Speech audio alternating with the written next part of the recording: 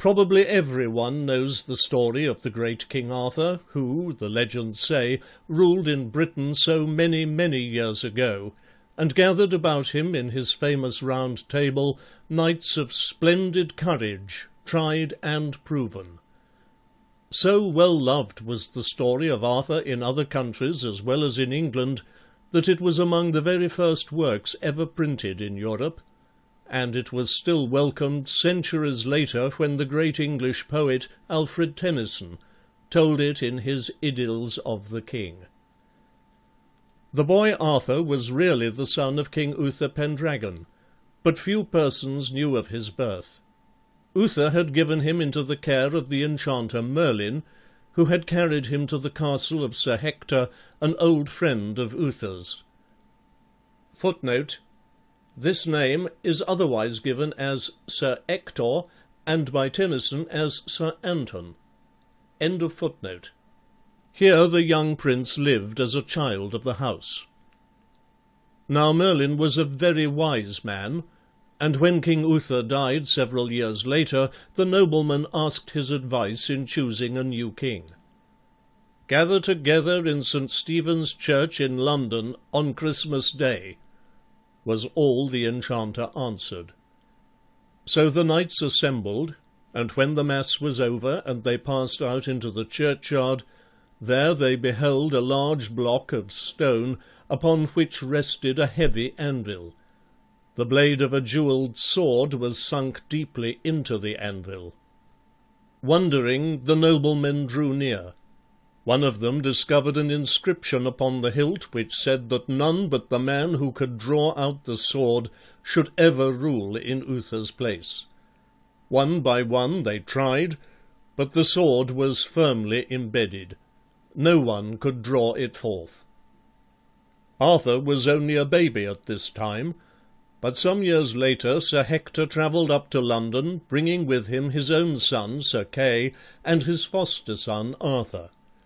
Sir Kay had just reached manhood, and was to take part in his first tournament.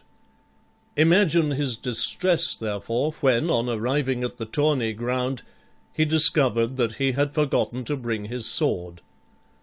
"I will fetch it for you," cried the young Arthur, anxious to be of service. He found the apartment of Sir Kay closed and locked, but he was determined to get a sword for his brother, and remembering the huge anvil he had seen in the churchyard, he hurried toward it. Grasping the hilt of the projecting sword, he drew it out easily.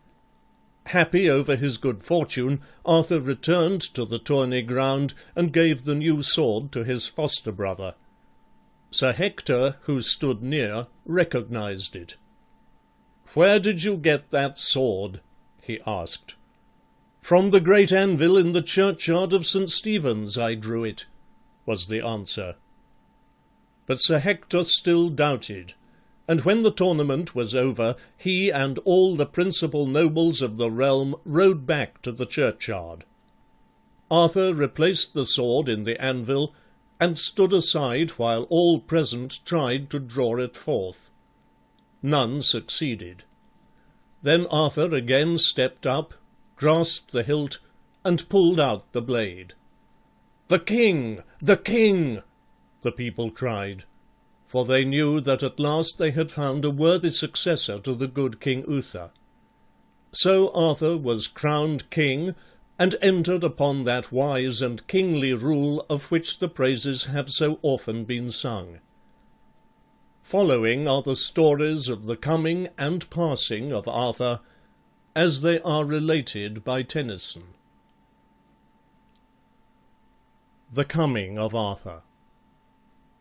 Leodogran, the king of Cameliard, had one fair daughter, and none other child, and she was fairest of all flesh on earth, Guinevere, and in her his one delight. For many a petty king ere Arthur came ruled in this isle, and ever waging war each upon other, wasted all the land. And still from time to time the heathen host swarmed overseas, and harried what was left. and so there grew great tracts of wilderness, wherein the beast was ever more and more, but man was less and less, till Arthur came.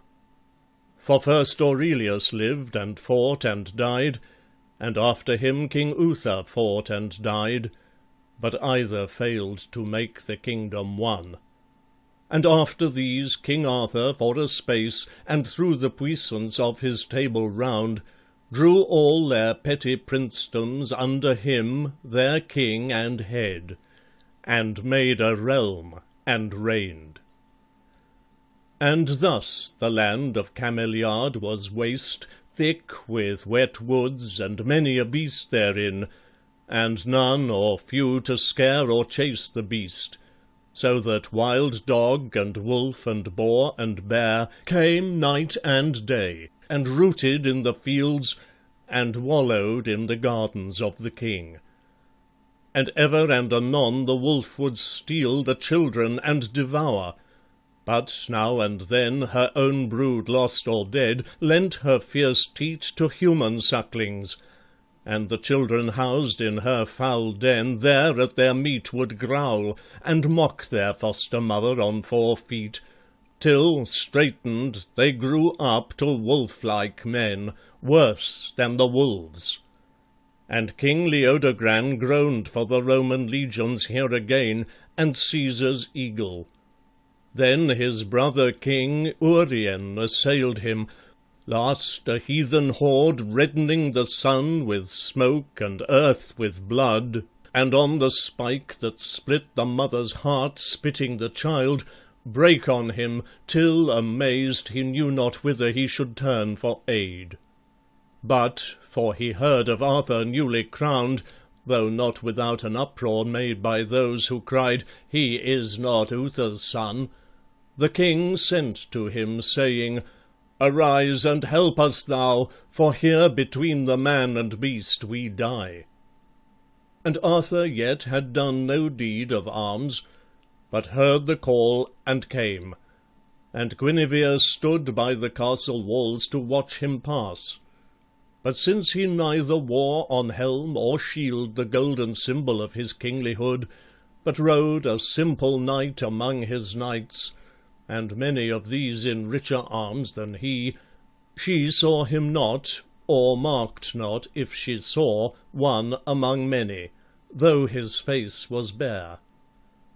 But Arthur, looking downward as he passed, felt the light of her eyes into his life smite on the sudden, yet rode on and pitched his tents beside the forest.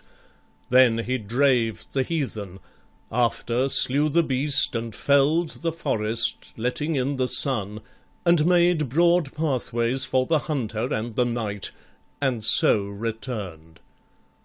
For while he lingered there, a doubt that ever smouldered in the hearts of those great lords and barons of his realm flashed forth and into war. For most of these, colleaguing with a score of petty kings, made head against him, crying, "Who is he that he should rule us? Who hath proven him King Uther's son? For lo, we look at him, and find nor face nor bearing, limbs nor voice, are like to those of Uther whom we knew. This is the son of Gorlois, not the king. This is the son of Anton, not the king." And Arthur, passing thence to battle, felt travail and throes and agonies of the life, desiring to be joined with Guinevere, and thinking as he rode, "Her father said that there between the man and beast they die. Shall I not lift her from this land of beasts up to my throne, and side by side with me? What happiness to reign a lonely king, vexed! O ye stars that shudder over me, O earth that soundest hollow under me, vexed with waste dreams! For saving I be joined to her that is the fairest under heaven, I seem as nothing in the mighty world, and cannot will my will, nor work my work wholly, nor make myself in mine own realm victor and lord. But were I joined with her, then might we live together as one life, and reigning with one will in everything, have power on this dark land to lighten it, and power on this dead world to make it live." Thereafter, as he speaks who tells the tale, when Arthur reached a field of battle bright with pitched pavilions of his foe, the world was all so clear about him that he saw the smallest rock far on the faintest hill, and even in high day the morning star. So when the king had set his banner broad, at once from either side with trumpet blast and shouts and clarions shrilling unto blood, the long-lanced battle let their horses run. And now the barons and the kings prevailed, and now the king, as here and there that war went swaying. But the powers who walk the world made lightnings and great thunders over him, and dazed all eyes, till Arthur by main might, and mightier of his hands with every blow, and leading all his knighthood, through the kings Carados, Urien, Cradlemont of Wales, Claudius and Clarence of Northumberland, the king Brandagaras of Latangor, with Anguisant of Erin, Morganor, and Lot of Orkney. Then, before a voice as dreadful as the shout of one who sees to one who sins, and deems himself alone and all the world asleep, they swerved and brake flying. And Arthur called to stay the brands that hacked among the flyers, "Ho, they yield!" So like a painted battle the war stood silenced, the living quiet as the dead, and in the heart of Arthur joy was lord. He laughed upon his warrior whom he loved and honoured most. "Thou dost not doubt me, king, so well thine arm hath wrought for me today." "Sir and my liege," he cried, "the fire of God descends upon thee in the battlefield. I know thee for my king." Whereat the two, for each had warded either in the fight, swear on the field of death a deathless love. And Arthur said, "Man's word is God in man. Let chance what will, I trust thee to the death." Then quickly from the foughten field he sent Ulfius and Brastias and Bedivere, his new-made knights, to King Leodogran, saying, "If I in aught have served thee well, give me thy daughter Guinevere to wife." Whom when he heard, Leodogran in heart debating, "How should I that am a king, however much he holp me at my need, give my one daughter saving to a king and a king's son?" lifted his voice and called a hoary man, his chamberlain, to whom he trusted all things, and of him required his counsel. "Knowest thou aught of Arthur's birth?" Then spake the hoary chamberlain and said, "Sir King, there be but 2 old men that know, and each is twice as old as I. And one is Merlin, the wise man that ever served King Uther through his magic art, and one is Merlin's master, so they call him, Blaise, who taught him magic. But the scholar ran before the master, and so far that Blaise laid magic by, and sat him down and wrote all things and whatsoever Merlin did in one great annal book, where after years will learn the secret of our Arthur's birth." To whom the King Leodogran replied, "O friend, had I been holpen half as well by this King Arthur as by thee today, then beast and man had had their share of me. But summon here before us yet once more Ulfius and Brastias and Bedivere." Then, when they came before him, the king said, "I have seen the cuckoo chased by lesser fowl, and reason in the chase. But wherefore now do these your lords stir up the heat of war, some calling Arthur born of Gorlois, others of Anton? Tell me, ye yourselves, hold ye this Arthur for King Uther's son?" And Ulfius and Brastias answered, "Aye." Then Bedivere, the first of all his knights, knighted by Arthur at his crowning, spake, for bold in heart and act and word was he whenever slander breathed against the king, Sir, there be many rumours on this head, for there be those who hate him in their hearts, call him base-born, and since his ways are sweet and theirs are bestial, hold him less than man. And there be those who deem him more than man, and dream he dropped from heaven. But my belief in all this matter, so ye care to learn, sir, for ye know that in King Uther's time the prince and warrior Gorlois, he that held Tintagel castle by the Cornish sea, was wedded with a winsome wife Ygerne. And daughters had she borne him, one whereof, Lot's wife, the queen of Orkney, Bellicent, hath ever like a loyal sister cleaved to Arthur, but a son she had not borne. And Uther cast upon her eyes of love, but she, a stainless wife to Gorlois, so loathed the bright dishonour of his love, that Gorlois and King Uther went to war, and overthrown was Gorlois, and slain. Then Uther in his wrath and heat besieged Ygerne within Tintagel, where her men, seeing the mighty swarm about their walls, left her and fled, and Uther entered in, and there was none to call to but himself. So, compassed by the power of the king, enforced she was to wed him in her tears, and with a shameful swiftness.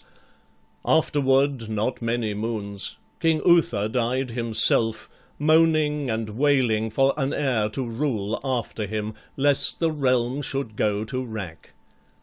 And that same night, the night of the new year, by reason of the bitterness and grief that vexed his mother, all before his time was Arthur born, and all as soon as born delivered at a secret postern gate to Merlin, to be holden far apart until his hour should come, because the lords of that fierce day were as the lords of this, wild beasts, and surely would have torn the child piecemeal among them had they known, for each but sought to rule for his own self and hand, and many hated Uther for the sake of Gorlois, wherefore Merlin took the child, and gave him to Sir Anton, an old knight and ancient friend of Uther, and his wife nursed the young prince, and reared him with her own, and no man knew.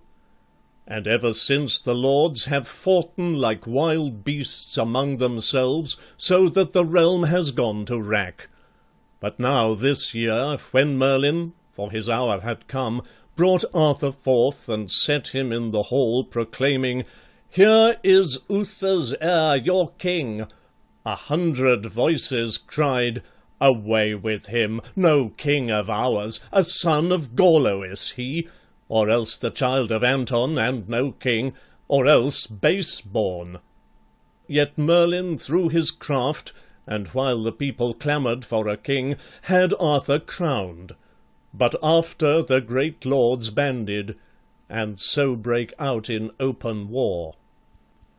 Then, while the king debated with himself if Arthur were the child of shamefulness, or born the son of Gorlois after death, or Uther's son, and born before his time, or whether there were truth in anything said by these three, there came to Cameliard with Gawain and young Modred, her 2 sons, Lot's wife, the queen of Orkney, Bellicent, whom as he could, not as he would, the king made feast for, saying, as they sat at meat, A doubtful throne is ice on summer seas.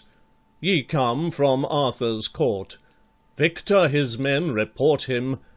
Yea, but ye, think ye this king, so many those that hate him, and so strong, so few his knights, however brave they be, hath body enow to hold his foemen down? O king, she cried, and I will tell thee, few, few, but all brave, all of one mind with him. For I was near him when the savage yells of Uther's peerage died, And Arthur sat crowned on the dais, and his warriors cried, "Be thou the king, and we will work thy will, who love thee." Then the king, in low, deep tones, and simple words of great authority, bound them by so strait vows to his own self, that when they rose, knighted, from kneeling, some were pale as at the passing of a ghost, some flushed, and others dazed, as one who wakes, half blinded, at the coming of a light. But when he spake and cheered his table round with large, divine, and comfortable words, beyond my tongue to tell thee, I beheld from eye to eye through all their order flash a momentary likeness of the king, and ere it left their faces, through the cross, and those around it, and the crucified, down from the casement over Arthur, smote flame-colour, vert, and azure, in 3 rays, one falling upon each of 3 fair queens, who stood in silence near his throne, the friends of Arthur, gazing on him, tall, with bright, sweet faces, who will help him at his need. And there I saw Mage Merlin, whose vast wit and 100 winters are but as the hands of loyal vassals toiling for their liege. And near him stood the Lady of the Lake, who knows a subtler magic than his own, clothed in white samite, mystic, wonderful. She gave the king his huge cross-hilted sword, whereby to drive the heathen out. A mist of incense curled about her, and her face well nigh was hidden in the minster gloom. But there was heard among the holy hymns a voice as of the waters, for she dwells down in a deep, calm whatsoever storms may shake the world, and when the surface rolls, hath power to walk the waters like our Lord. There likewise I beheld Excalibur before him at his crowning borne, the sword that rose from out the bosom of the lake. And Arthur rode across and took it, rich with jewels, elfin Urim on the hilt, bewildering heart and eye, the blade so bright that men are blinded by it. On one side, graven in the oldest tongue of all this world, "Take me." But turn the blade, and ye shall see, and written in the speech ye speak yourself, "Cast me away." And sad was Arthur's face, taking it. But old Merlin counselled him, "Take thou and strike. The time to cast away is yet far off." So this great brand the king took, and by this will beat his foeman down. Thereat Leodogran rejoiced, but thought to sift his doubtings to the last, and asked, fixing full eyes of question on her face, "The swallow and the swift are near akin, but thou art closer to this noble prince, being his own dear sister." And she said, "Daughter of Gorlois and Ygerne am I." "And therefore Arthur's sister?" asked the king. She answered, "These be secret things," and signed to those 2 sons to pass, and let them be. And Gawain went, and breaking into song, sprang out, and followed by his flying hair, ran like a colt, and leapt at all he saw. But Modred laid his ear beside the doors, and there half heard, the same that afterwards struck for the throne, and striking found his doom. And then the queen made answer, "What know I? For dark my mother was in eyes and hair, and dark in hair and eyes am I. And dark was Gorlois, yea, and dark was Uther too, well nigh to blackness. But this king is fair beyond the race of Britons and of men. Moreover, always in my mind I hear a cry from out the dawning of my life, a mother weeping, and I hear her say, 'Oh, that ye had some brother, pretty one, to guard thee on the rough ways of the world.'" "Ay," said the king, "and hear ye such a cry? But when did Arthur chance upon thee first?" "O king," she cried, "and I will tell thee true, he found me first when yet a little maid. Beaten I had been for a little fault whereof I was not guilty, and out I ran, and flung myself down on a bank of heath, and hated this fair world and all therein, and wept and wished that I were dead. And he, I know not whether of himself he came, or brought by Merlin, who they say can walk unseen at pleasure, he was at my side, and spake sweet words, and comforted my heart, and dried my tears, being a child with me. And many a time he came, and evermore, as I grew greater, grew with me, and sad at times he seemed, and sad with him was I. Stern too at times, and then I loved him not, but sweet again, and then I loved him well. And now of late I see him less and less, but those first days had golden hours for me, for then I surely thought he would be king. But let me tell thee now another tale. For Blaise, our Merlin's master, as they say, died but of late, and sent his cry to me to hear him speak before he left his life. Shrunk like a fairy changeling lay the mage, and when I entered told me that himself and Merlin ever served about the king Uther before he died. And on the night when Uther in Tintagil passed away, moaning and wailing for an heir, the two left the still king, and passing forth to breathe, then from the castle gateway by the chasm, descending through the dismal night, a night in which the bounds of heaven and earth were lost, beheld, so high upon the dreary deeps it seemed in heaven, a ship, the shape thereof a dragon winged, and all from stem to stern bright with a shining people on the decks, and gone as soon as seen. And then the two dropped to the cove, and watched the great sea fall, wave after wave, each mightier than the last, till last a ninth one, gathering half the deep, and full of voices, slowly rose and plunged roaring, and all the wave was in a flame.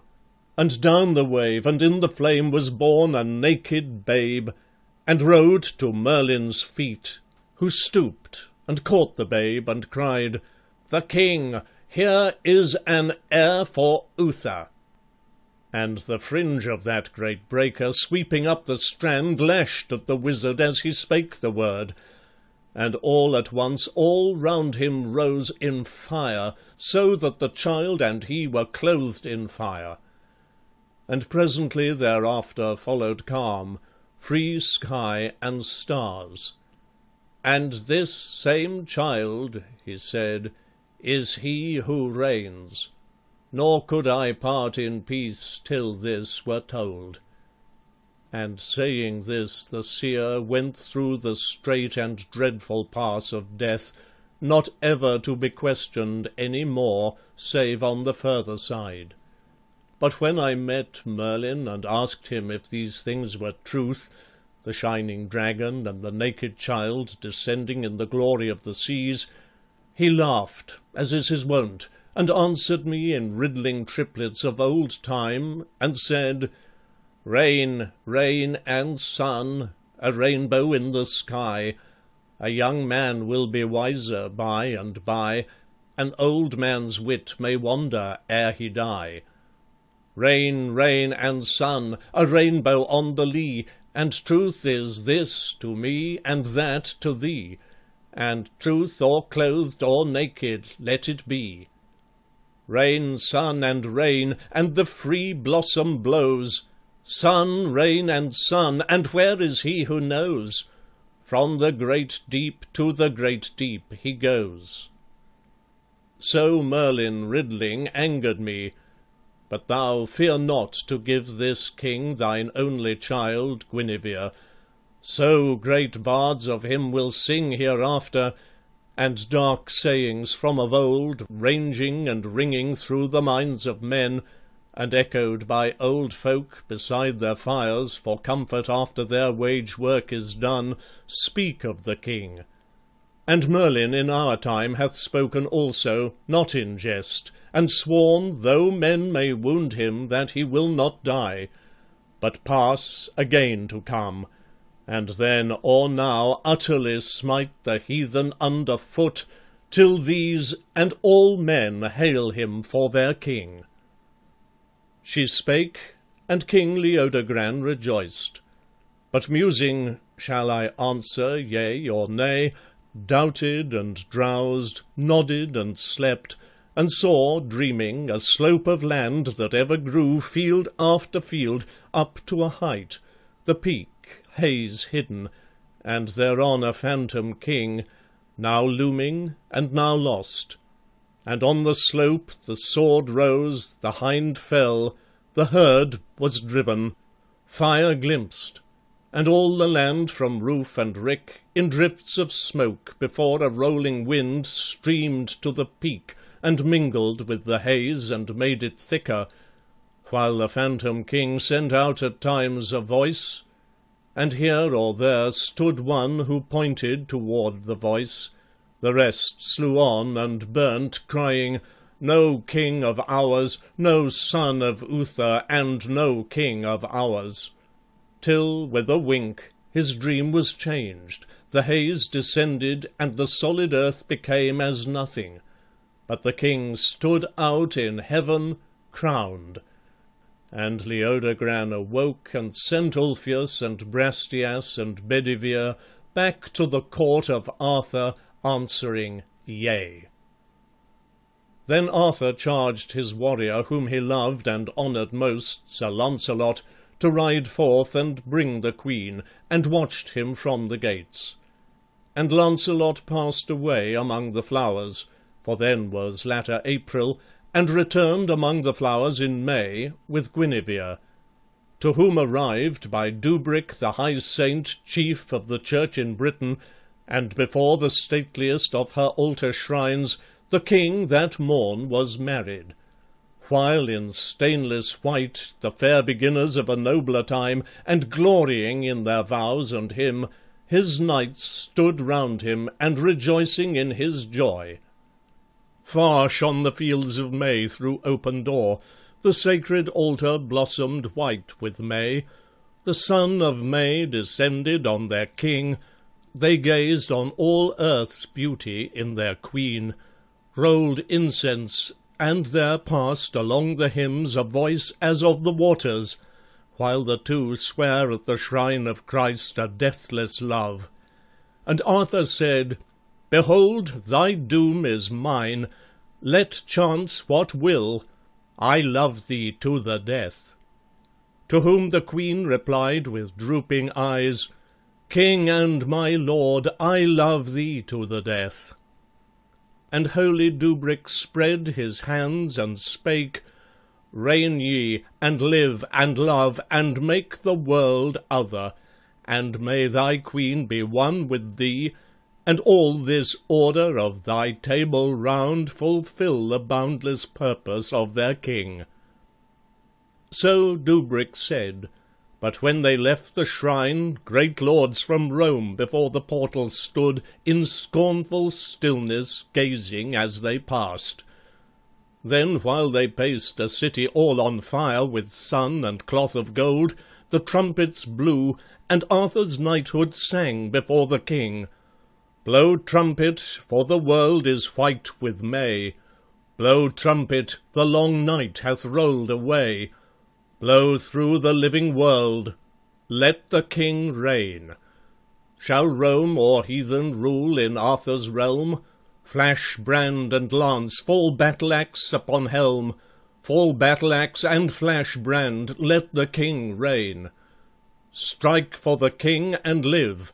His knights have heard that God hath told the king a secret word. Fall battle-axe and flash brand, let the king reign.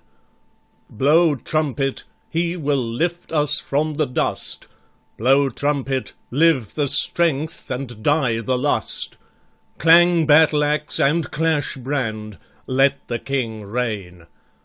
Strike for the king and die, and if thou diest, the king is king, and ever wills the highest. Clang battle-axe and clash brand, let the king reign. Blow, for our son is mighty in his May. Blow, for our son is mightier day by day. Clang battle-axe and clash brand, let the king reign. The king will follow Christ, and we the king, in whom high God hath breathed a secret thing. Fall battle-axe and clash brand, let the king reign. So sang the knighthood, moving to their hall. There at the banquet those great lords from Rome, the slowly fading mistress of the world, strode in, and claimed their tribute as of yore. But Arthur spake, Behold, for these have sworn to wage my wars, and worship me their king.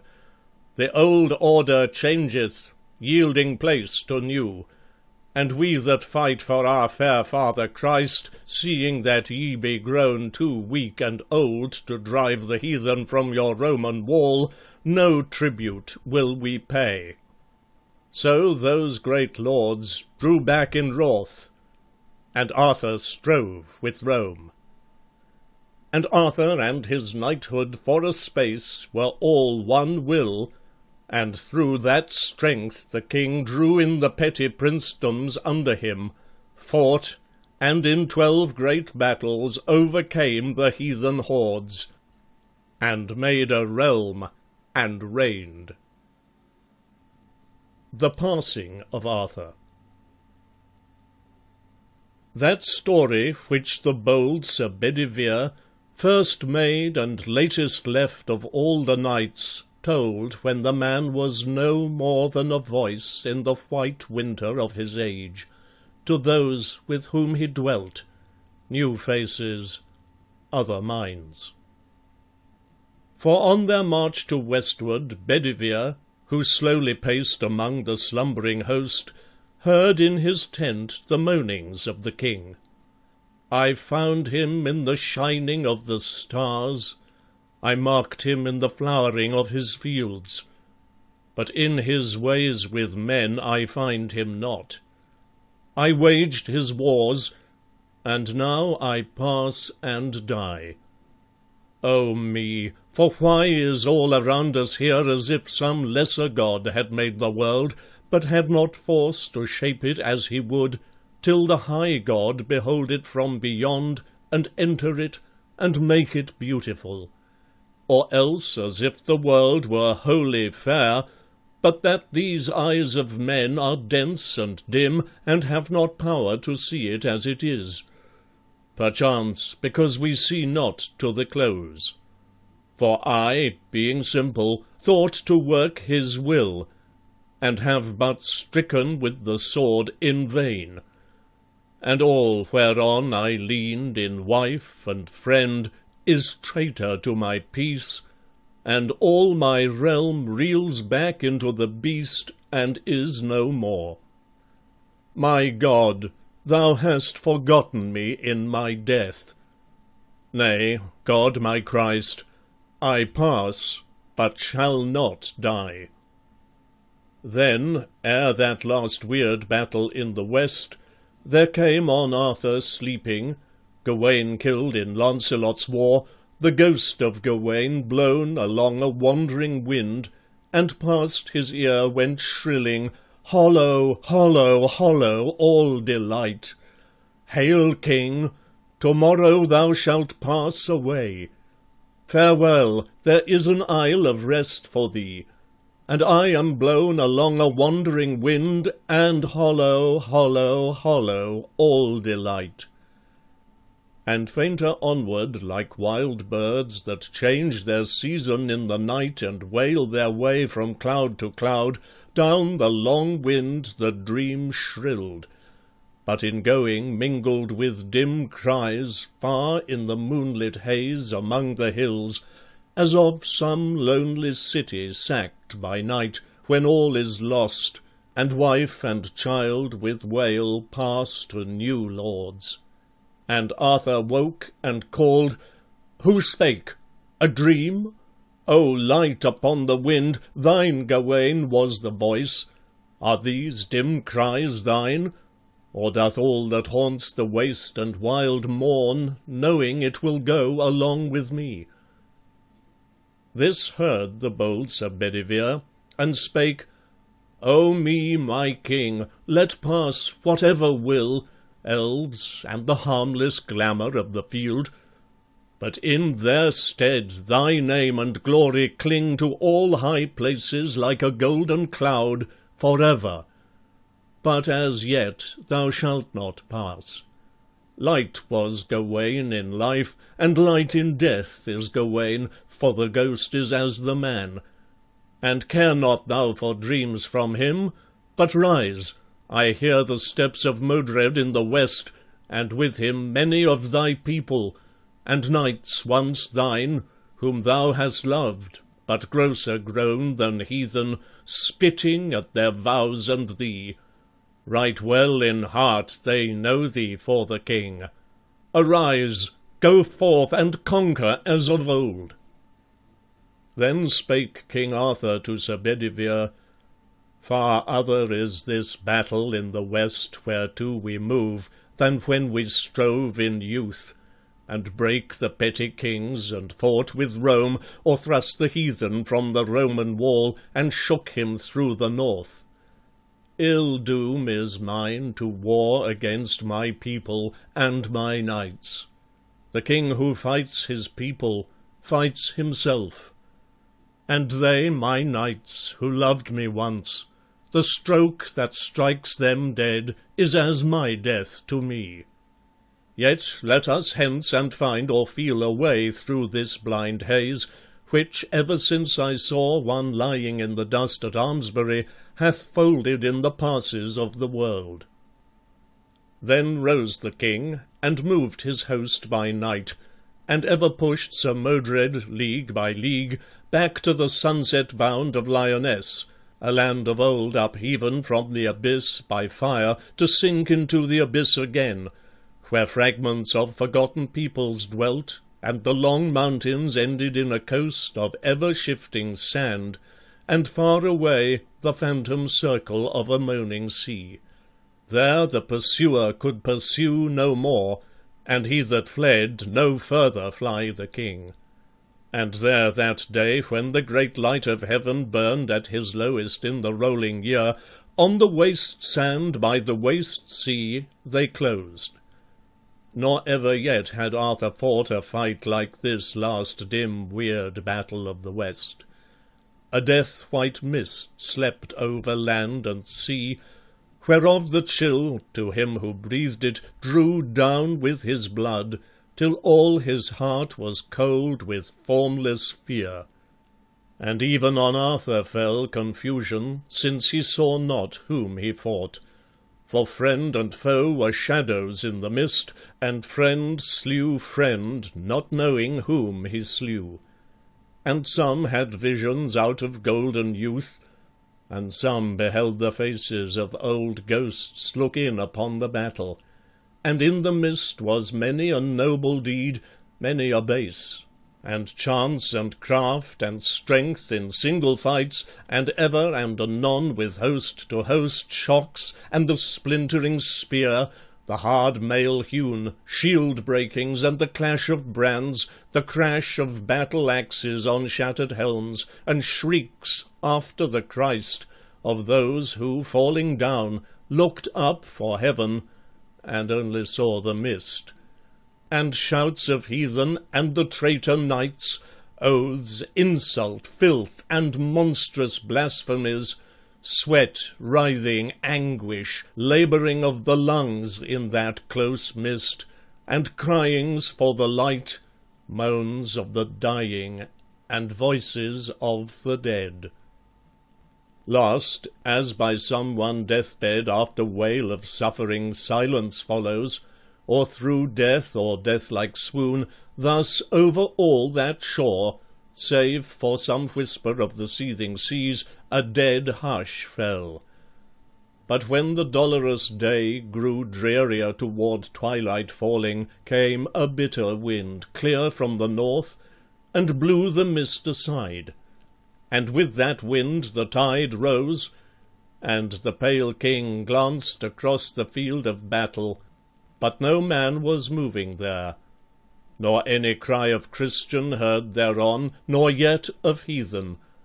Only the wan wave brake in among dead faces, to and fro swaying the helpless hands, and up and down tumbling the hollow helmets of the fallen, and shivered brands that once had fought with Rome, and rolling far along the gloomy shores, the voice of days of old and days to be.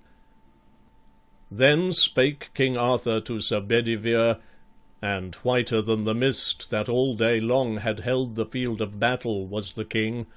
Hearest thou this great voice that shakes the world, and wastes the narrow realm whereon we move, and beats upon the faces of the dead, my dead, as though they had not died for me?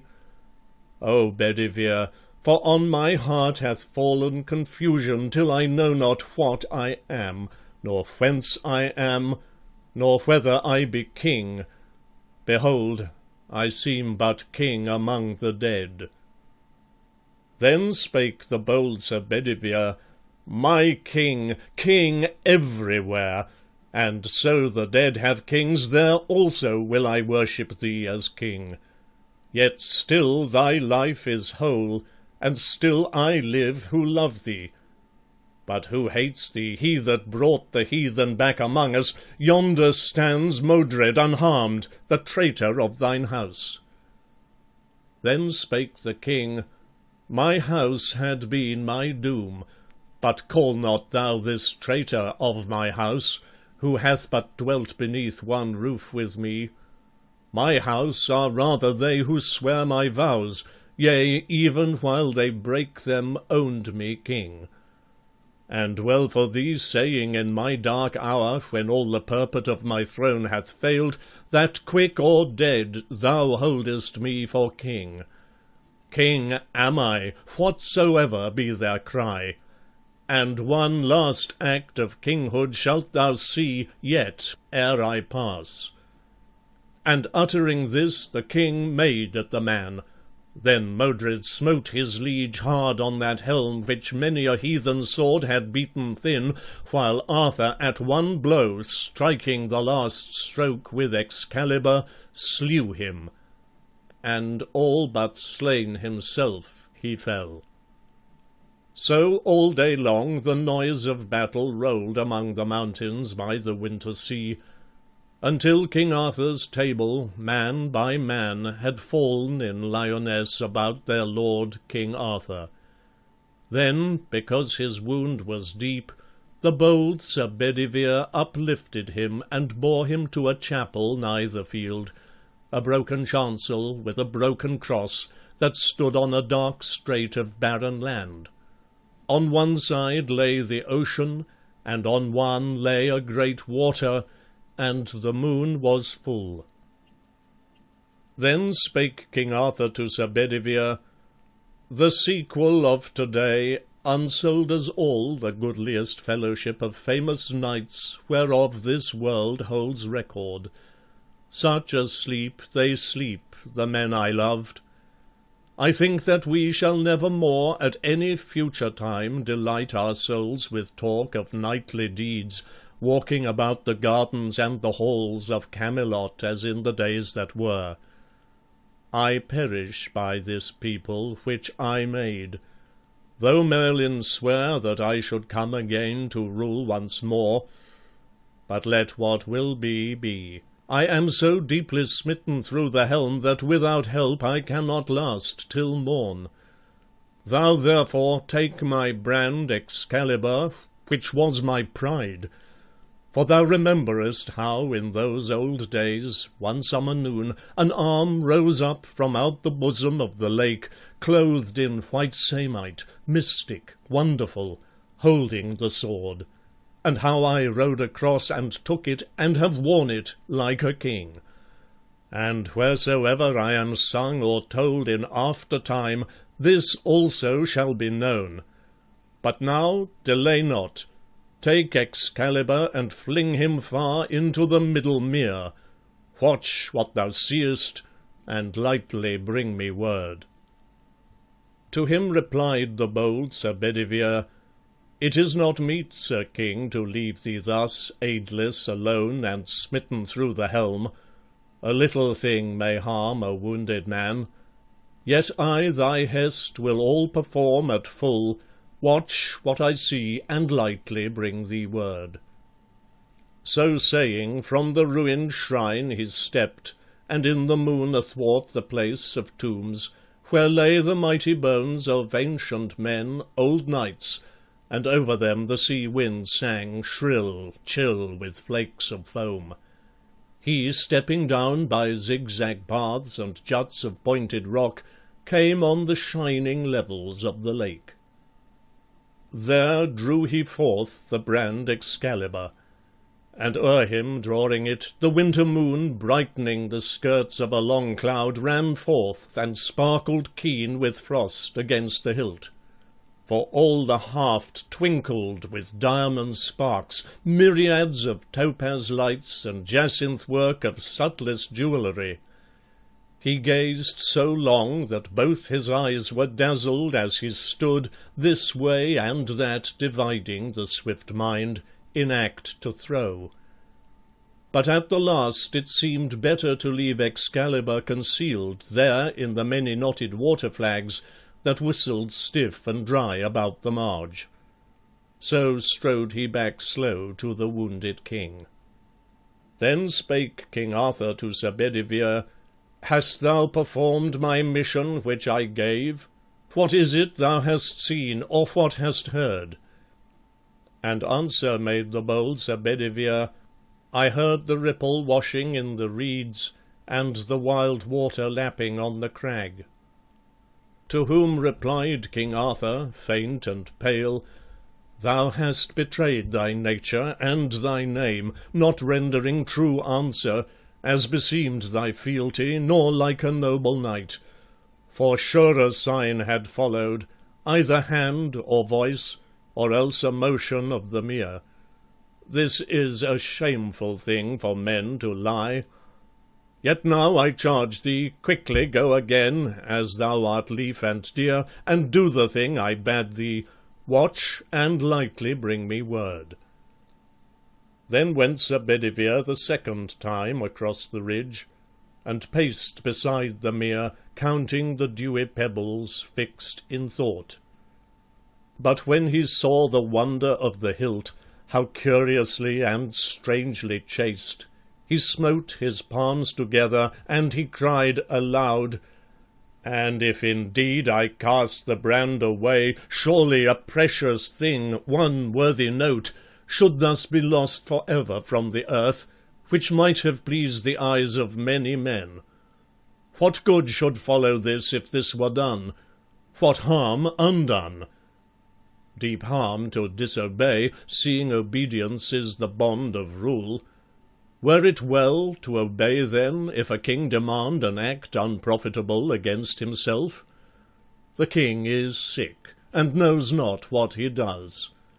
What record or what relic of my lord should be to aftertime but empty breath and rumours of a doubt? But were this kept stored in some treasure house of mighty kings, some one might show it at a joust of arms, saying, King Arthur's sword, Excalibur, wrought by the lonely maiden of the lake. 9 years she wrought it, sitting in the deeps upon the hidden bases of the hills. So might some old man speak in the aftertime to all the people, winning reverence. But now much honour and much fame were lost. So spake he, clouded with his own conceit, and hid Excalibur the second time, and so strode back slow to the wounded king. Then spoke King Arthur, breathing heavily, What is it thou hast seen, or what hast heard? And answer made the bold Sir Bedivere, I heard the water lapping on the crag, and the long ripple washing in the reeds. To whom replied King Arthur, much in wrath, Ah, miserable and unkind, untrue, unknightly, traitor-hearted! Woe is me! Authority forgets a dying king, laid widowed of the power in his eye that bowed the will. I see thee what thou art, for thou, the latest left of all my knights, in whom should meet the offices of all, thou wouldst betray me for the precious hilt, either from lust of gold, or like a girl valuing the giddy pleasure of the eyes. Yet, for a man may fail in duty twice, and the third time may prosper, get thee hence. But if thou spare to fling Excalibur, I will arise and slay thee with my hands. Then quickly rose Sir Bedivere, and ran, and leaping down the ridges lightly, plunged among the bulrush beds, and clutched the sword, and strongly wheeled, and threw it. The great brand made lightnings in the splendour of the moon, and flashing round, and whirled in an arch, shot like a streamer of the northern morn, seen where the moving isles of winter shook by night with noises of the northern sea. So flashed and fell the brand Excalibur. But ere he dipped the surface, rose an arm clothed in white samite, mystic, wonderful, and caught him by the hilt, and brandished him 3 times, and drew him under in the mere. And lightly went the other to the king. Then spoke King Arthur, drawing thick a breath, Now see I by thine eyes that this is done. Speak out, what is it thou hast heard or seen? And answer made the bold Sir Bedivere, Sir King, I closed mine eyelids, lest the gems should blind my purpose, for I never saw, nor shall see here or elsewhere, till I die, not though I live 3 lives of mortal men, so great a miracle as yonder hilt. Then with both hands I flung him, wheeling him. But when I looked again, behold an arm, clothed in white samite, mystic, wonderful, that caught him by the hilt, and brandished him 3 times, and drew him under in the mere. And answer made King Arthur, breathing hard, My end draws nigh. 'Tis time that I were gone. Make broad thy shoulders to receive my weight, and bear me to the margin. Yet I fear my wound hath taken cold, and I shall die. So saying, from the pavement he half rose, slowly, with pain, reclining on his arm, and looking wistfully with wide blue eyes, as in a picture. Him Sir Bedivere remorsefully regarded through his tears, and would have spoken, but he found not words. Then took with care, and kneeling on one knee, o'er both his shoulders drew the languid hands, and rising bore him through the place of tombs. But as he walked, King Arthur panted hard, like one that feels a nightmare on his bed when all the house is mute. So sighed the king, muttering and murmuring at his ear, Quick, quick, I fear it is too late, and I shall die. But the other swiftly strode from ridge to ridge, clothed with his breath, and looking as he walked larger than human on the frozen hills. He heard the deep behind him, and a cry before. His own thought drove him like a goad. Dry clashed his harness in the icy caves and barren chasms, and all to left and right the bare black cliff clanged round him, as he based his feet on juts of slippery crag that rang, sharp-smitten, with the dint of armed heels. And on a sudden, lo, the level lake, and the long glories of the winter moon. Then saw they how there hove a dusky barge, dark as a funeral scarf from stem to stern beneath them, and descending they were ware that all the decks were dense with stately forms, black-stoled, black-hooded, like a dream. By these 3 queens with crowns of gold.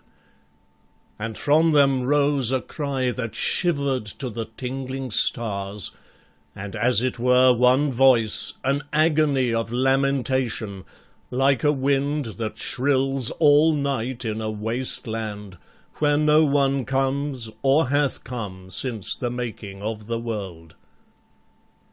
Then murmured Arthur, "Place me in the barge." So to the barge they came. There those 3 queens put forth their hands, and took the king, and wept. But she, that rose the tallest of them all, and fairest, laid his head upon her lap, and loosed the shattered casque, and chafed his hands, and called him by his name, complaining loud, and dropping bitter tears against a brow striped with dark blood. For all his face was white and colourless, and like the withered moon smote by the fresh beam of the springing east. And all his greaves and cuisses dashed with drops of onset, and the light and lustrous curls, that made his forehead like a rising sun high from the dais throne, were parched with dust, or clotted into points, and hanging loose, mixed with the nightly growth that fringed his lips. So, like a shattered column, lay the king.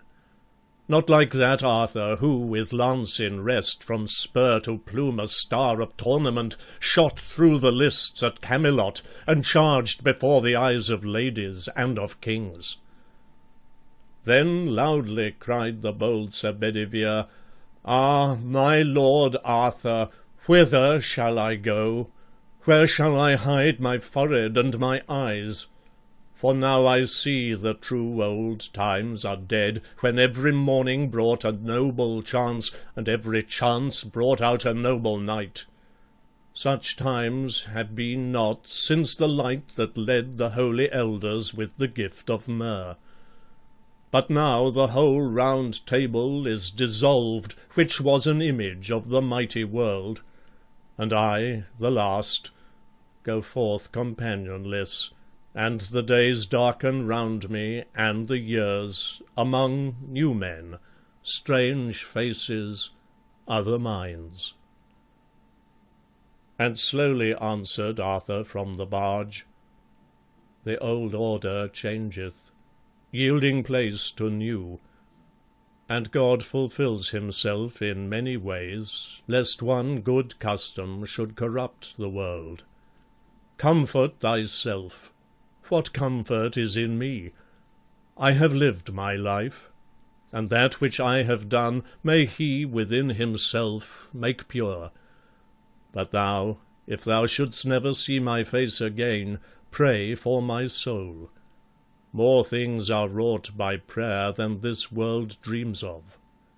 Wherefore let thy voice rise like a fountain for me night and day.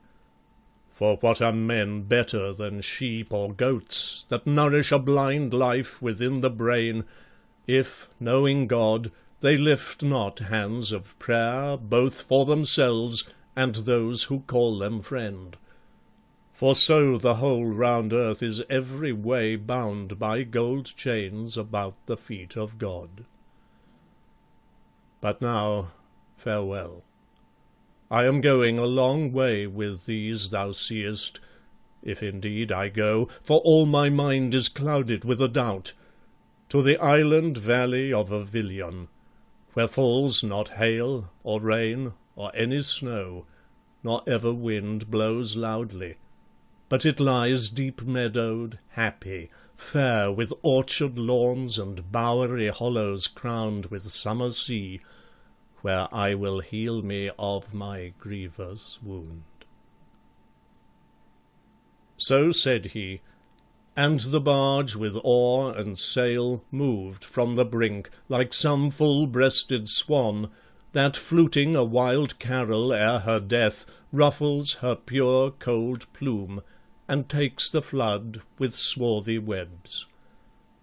Long stood Sir Bedivere, revolving many memories, till the hull looked one black dot against the verge of dawn, and on the mere the wailing died away. But when that moan had passed for evermore, the stillness of the dead world's winter dawn amazed him, and he groaned, "The king is gone." And therewithal came on him the weird rhyme, "From the great deep to the great deep he goes."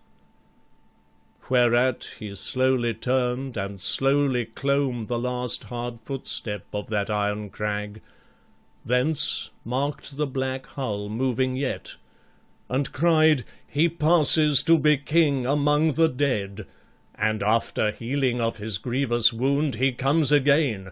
But if he come no more, O me, be yon dark queens in yon black boat who shrieked and wailed, the three whereat we gazed on that high day, when clothed with living light they stood before his throne in silence, friends of Arthur, who should help him at his need." Then from the dawn it seemed there came, but faint, as from beyond the limit of the world, like the last echo born of a great cry, sounds as if some fair city were one voice around a king returning from his wars. Thereat once more he moved about, and clomb even to the highest he could climb, and saw, straining his eyes beneath an arch of hand, or thought he saw, the speck that bare the king down that long water opening on the deep, somewhere far off, pass on, and go from less to less, and vanish into light. And the new sun rose, bringing the new year. End of chapter 14. The Good King Arthur, Part 2. Recording by Graham Redman.